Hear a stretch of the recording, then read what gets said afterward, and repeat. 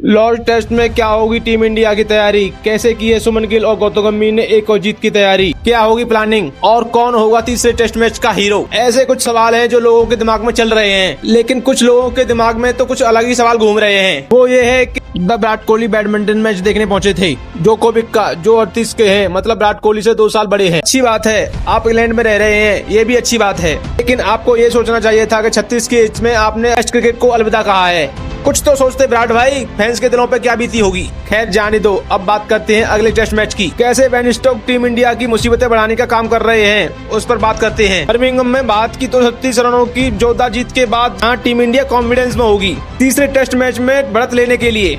वहीं भारत से मिली करारी हार के बाद इंग्लैंड के होश उड़े हुए हैं और अब इस हार से बौखलाए हुए हैं। इंग्लैंड ने भारत के खिलाफ 10 जुलाई से लॉर्ड्स में शुरू होने वाले तीसरे टेस्ट मैच के लिए पिच में बड़े बदलाव की बात की है।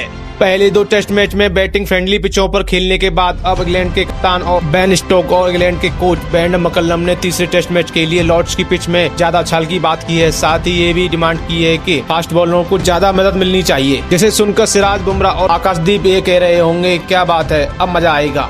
साहब लॉर्ड्स की पिच ज्यादातर बैटिंग के लिए अच्छी मानी जाती है। इस बार इंग्लैंड वाले पिछली हार से बौखलाए हुए हैं, सदमे में आ गए हैं, जिससे पिच को बॉलिंग के हिसाब से बनाना चाहते हैं, लेकिन वो भूल गए हैं सिराज बुमराह और आकाशदीप हमारी तिगड़ी की फास्ट बॉलिंग का कोई तोड़ नहीं है। फिलहाल पिच एकदम हरी नजर आ रही है।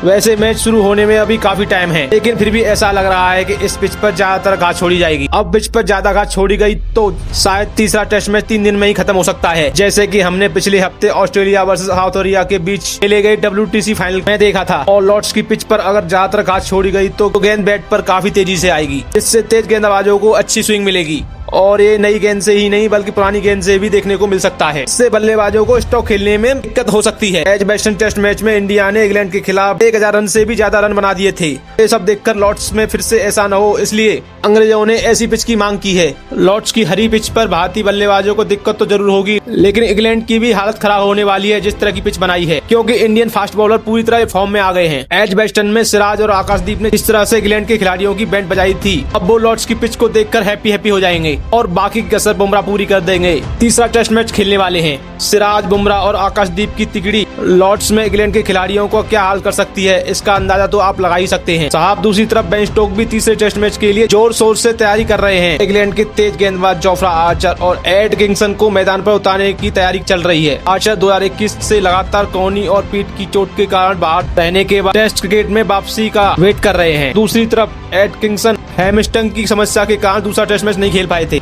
इन दोनों बॉलर्स के लिए कोच मैकलम ने कहा है कि आर्चर पूरी तरह से फिट हैं और अवेलेबल हैं। हमारे गेंदबाजों ने 2 टेस्ट मैचों में अच्छा किया है और एड किंगसन को भी लॉर्ड्स के लिए टीम में शामिल किया गया है। बस हमें एड किंगसन की चोट पर ध्यान देना है।